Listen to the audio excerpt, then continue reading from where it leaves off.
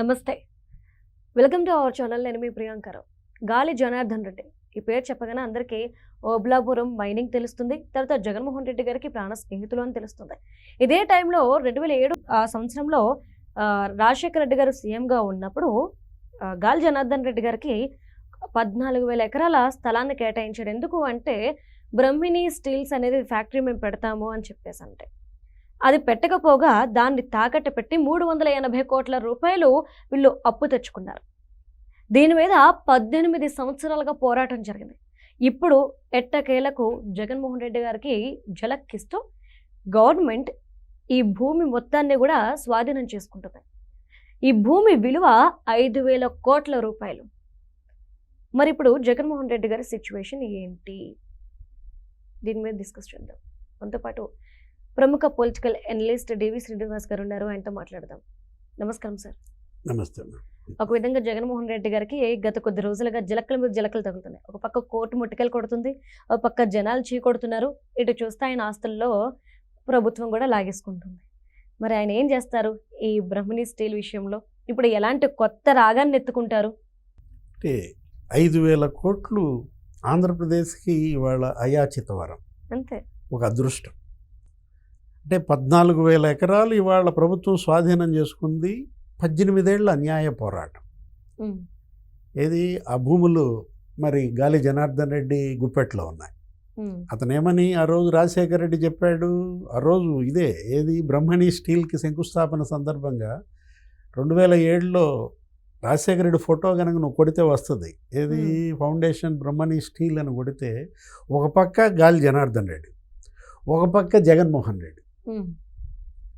జగన్మోహన్ రెడ్డి అప్పటికి రాజకీయాల్లోకి రాలేదు. ఇంకా ఆయన అసలు పార్లమెంట్కి కంటెస్ట్ చేయలే. ఆయన ఎప్పుడు 2009లో వచ్చాడు. ఇది శంకుస్థాపన ఎప్పుడు 2007. అంటే దేవుడిచ్చిన తమ్ముడు అంటాడు ఎవరు? గాలి జనార్దన్ రెడ్డి జగన్మోహన్ రెడ్డిని ఉద్దేశించి ఆ ప్రారంభోత్సవం అదే ఆ శంకుస్థాపన సందర్భంగా ఏమన్నాడు రాజశేఖర రెడ్డి? బ్రహ్మణి స్టీల్, అబ్బా దీనికి ఏదో దిష్టి తగులుద్ది, ఏదన్నా ఒక దిష్టి బొమ్మ పెట్టండి అన్నాడు. అంటే చివరికి ఇప్పుడు జగనే దానికి దిష్టి బొమ్మ అయ్యాడా? ఇవాళ అతను స్టీల్ ప్లాంట్ పెట్టకపోగా ఎవరు? గాలి జనార్దన్ రెడ్డి అటు అనంతపురం, లేకపోతే బళ్ళారి, కడప 3 ప్రాంతాలు అసలు అటవీ భూములు కొట్టేశాడు. సుంకులమ్మ దేవాలయాన్ని కూడా తవ్వేశారమ్మా. బళ్ళారి మాఫియా ఏంటిదంతా? Mining mafia, A threat to democracy అని చెప్పి దగ్గర 12,000 కోట్లు ఇనప ఖనిజం ఇతర దేశాలకి అక్రమ రవాణా, చైనాకి ఎక్స్పోర్ట్. అతను ఏం చేశాడు? గాలి జనార్దన్ రెడ్డి అతను ఏంటమ్మా ఒక సాధారణ కానిస్టేబుల్ కొడుకు. బళ్ళారి వెళ్ళాడు. బళ్ళారిలో ఏదో చిన్న చిట్ ఫండ్ ఇది పెట్టుకున్నాడు. ఇక ఆ తర్వాత ఇటు మీద పడ్డాడు. ఏది? మైనింగ్ మీద పడి, ఇనప ఖనిజం మీద పడి, అటు బళ్ళారి, ఇటు ఈ అనంతపురం, ఈ ఓబులాపురం మైనింగ్ కంపెనీ అని ఒకటి పెట్టి తన బావమరిదినే దానికి ఎండీగా పెట్టుకుని ఒక పిఏ అలీ ఖాన్. ఎక్కడున్నారు ఇప్పుడు వాళ్ళంతా? అందరికీ శిక్ష పడేది. మొన్న జైలు శిక్ష ఎవరికి? గాలి జనార్దన్ రెడ్డికి, అలీ ఖాన్కి, శ్రీనివాస్ రెడ్డికి 7 ఏళ్ళు జైలు శిక్ష. అదే కేసు ఈ శ్రీలక్ష్మి మీద కూడా.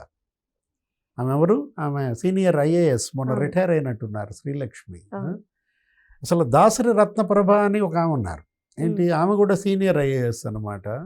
ఆమె అయితే జగన్మోహన్ రెడ్డిని తిట్టు వదిలిపెట్టింది. Mister Jaganmohan Reddy, what is this Jaganmohan Reddy? అరే నువ్వు చేసినటువంటి ఈ తప్పుడు పనులకి మేము కోర్టుల చుట్టూతో తిరగాల్సి వస్తుంది.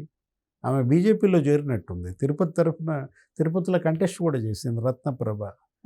అసలు సవితా ఇంద్రారెడ్డి అయితే కన్నీళ్లు పెట్టుకుంది. ఆమెనేదో ఈ కేసు నుంచి విడుదల చేశారు. ఏది? ఆమెకి ఈ కేసుకి సంబంధం లేదంటూ బయటకు వచ్చి బొట్ట ఏడ్చింది. ఏది? తన జీవితమే ఈ కేసు వల్ల నాశనం అయిందంటూ, ఇప్పటికైనా తనకు విముక్తి లభించిందని. అంటే ఇప్పుడు ఈ భూమి స్వాధీనం చేసుకోవటం ద్వారా 5,000 కోట్లు వాళ్ళ ఆంధ్రప్రదేశ్కి లాటరీ కొట్టినట్టు. అంతే. నిన్న కాక మొన్న మీకేంటి అక్కడ సజ్జన్ జిందాల్ వచ్చారు. కడపలో స్టీల్ ప్లాంట్ పెట్టాలి, కడపలో స్టీల్ ప్లాంట్ పెట్టాలనేది మనకు అసలు విభజన చట్టంలో ఒక హామీ. అవును. అంటే కేంద్రం పెట్టాలి. యాక్చువల్గా కేంద్ర ప్రభుత్వం 4 ప్రపోజల్స్లో అక్కడ ఏం చేసింది, ఎంక్వైరీ చేసింది. 1 కేంద్రంతో పెట్టించటం, 2 కేంద్ర రాష్ట్ర ప్రభుత్వాలు ఉమ్మడిగా పెట్టడం, 3 ప్రైవేట్ ద్వారా పెట్టించటం. చివరికి ఏమని తేల్చింది, అక్కడ దొరికే ఇనుప ఖనిజం ఈ కొల్లగొట్టగా మిగిలింది, అది 3rd గ్రేడ్.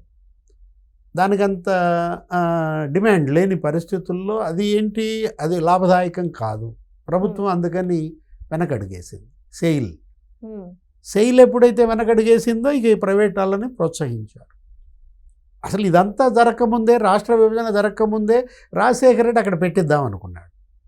ఇక్కడ ఇనప ఖనిజం నీకు ఇక్కడ అనంతపురంలో నీకు 266 మిలియన్ టన్నులు ఉందమ్మా. అసలు యాక్చువల్గా ఒక స్టీల్ ప్లాంట్ పెట్టాలంటే 150 మిలియన్ టన్నులు ఉంటే చాలు. అంటే దానికన్నా కూడా నీకు డబల్ ఉంది.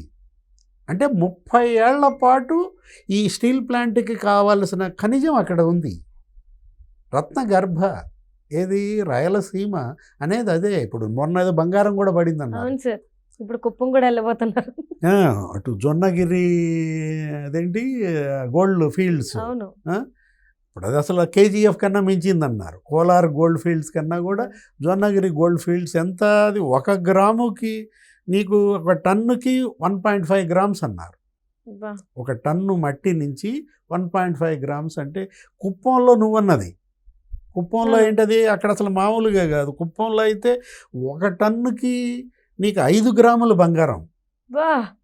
అలాంటి అక్కడ గోల్డ్ ఫీల్డ్స్ వస్తున్నాయి. అంటే ఇది ఇంకో గోల్డ్ ఫీల్డ్. అటు జొన్నగిరి గోల్డ్ ఫీల్డ్స్, లేకపోతే కుప్పం గోల్డ్ ఫీల్డ్స్, ఇప్పుడు ఇది అంబాపురం. ఏది జమ్మలమడుగు మండలంలో 5,000 కోట్లు అంటే మరి ఇవాళ ఆంధ్రప్రదేశ్ ఉన్నటువంటి ఆర్థిక పరిస్థితుల్లో ఇది ఒక పెద్ద లాటరీ, ఒక అదృష్టంగానే మనం చూడాలి. ఏదైనా జగన్మోహన్ రెడ్డికి జలక్.